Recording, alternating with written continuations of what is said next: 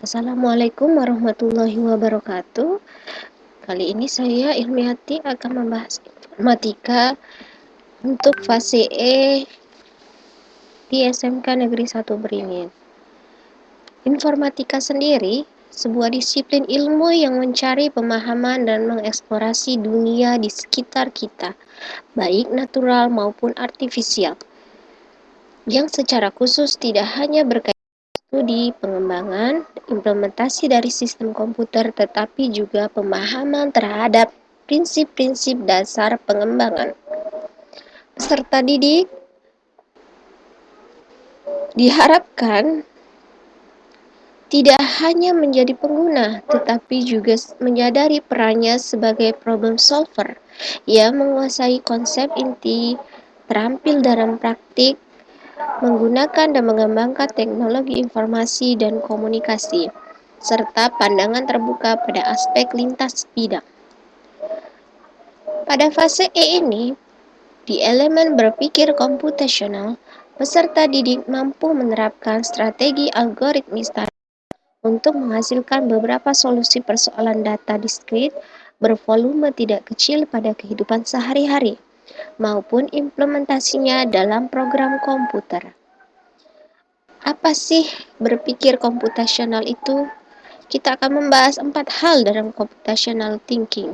Yang pertama ada abstraction, algorithm thinking, decomposition, pattern recognition. Abstraksi, dekomposisi, berpikir algoritma, dan pengenalan pola.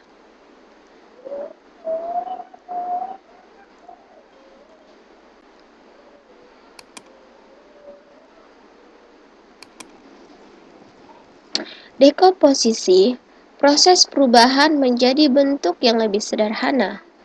Contohnya, ketika kita menggunakan produk kecantikan, maka perubahan setiap hari, setiap waktu itu nampak.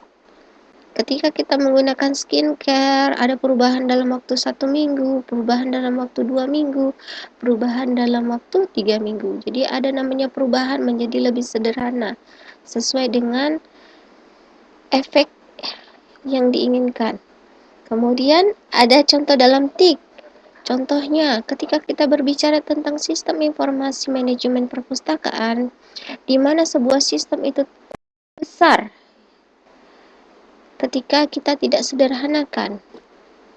Padahal di sana hanya ada terdiri 2 user. Yang pertama adalah anggota atau pengunjung, yang kedua adalah petugas perpustakaan. Tetapi karena kita tidak menyederhanakannya, kita berpikir bahwa sistem informasi manajemen perpustakaan itu terlalu susah untuk diimplementasikan. Faktanya sekarang, sistem informasi manajemen perpustakaan telah diterapkan di hampir semua sekolah, hampir semua dinas pendidikan, hampir semua daerah. Kemudian pattern recognition atau pengenalan pola. Kemampuan untuk melihat persamaan atau bahkan perbedaan pola, tren, keteraturan dalam data yang nantinya akan digunakan dalam membuat prediksi dan penyajian data. Misalnya, ketika kita melihat ada pola warna di sini, maka kita bisa mengambil kesimpulan bahwasanya pola ini memiliki 3 warna penting. Yang pertama biru, yang kedua coklat, yang ketiga merah. Kemudian dalam bidang teknologi informasi komunikasi, ketika pengenalan pola ini diimplementasikan untuk dapat mengakses aplikasi, mengakses kamera dan foto, mengakses browser, mengakses nomor handphone, maka pengenalan pola digunakan untuk salah satu kunci untuk bisa masuk ke dalam sistemnya. Kemudian abstraction atau abstraksi. Jadi tujuan melakukan abstraksi ini untuk mengetahui informasi penting, meninggalkan informasi yang tidak penting, sehingga seseorang bisa menggunakan informasi penting tersebut untuk menyelesaikan persoalan atau permasalahan. Contohnya, ketika kita mendapatkan orderan untuk makeup, maka yang pertama kali kita lihat adalah bentuk wajah, bentuk alis, bentuk mata yang bisa kita sesuaikan dengan wajah dari konsumen kita itu sendiri. Ketika kita sudah bisa menentukan, oh ini wajahnya oval, maka kita bisa juga menentukan warnanya. Ketika kita bisa menentukan warnanya, maka warna yang lain tidak kita pindahkan lagi.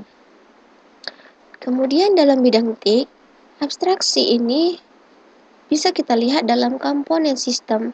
Yang pertama, software abstraction layer atau layer software, di mana layer software ini bisa berbentuk aplikasi, sistem operasi, compiler, atau bahasa assembler. Kemudian ada layer hardware. Hardware ini mulai dari yang paling besar ada firmware, kemudian prosesor, memori, input-output system, data pad and control, desain digital, desain sirkuit, dan transistor. Transistor itu termasuk dalam hardware abstraction layer, walaupun dia bentuknya sangat kecil. Begitu juga di software abstraction layer. Assembler ini walaupun bahasa pemrograman yang digunakan di dalam komputer, tapi dia termasuk dalam software abstraction layer. Kemudian algorithm design, di mana di sini ditunjuk untuk memecahkan masalah yang sama secara by step.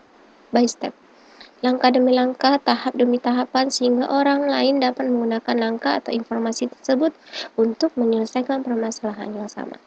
Misalnya, untuk orang awam yang kira-kira belum pernah menggunakan facial, maka ketika sudah tahu step by step, maka dia bisa mengikuti tahapan demi tahapan penggunaan sistem facial ini tersebut dalam bidang kecantikan dan spa. Yang pertama, menggunakan hydraulic oil. Yang kedua, cleansing foam. Yang ketiga, menggunakan peeling. Yang keempat, menggunakan clay mask. Yang kelima, menggunakan sting toning. Yang keenam, menggunakan string hydration.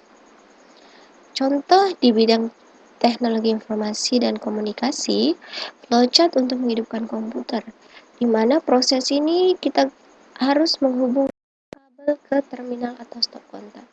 Setelah kita colokkan, kita tekan tombol CPU, ada tombol power di CPU, apakah komputer menyala?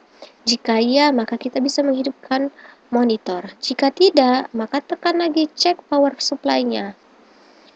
Jika sudah dicek, maka kita juga tekan tombol monitor. Apakah monitor menyala? Jika ya, maka kita masuk ke dalam layar desktop dan komputer siap digunakan. Jika tidak, maka kita harus mengecek VGA card, memory card, mainboard.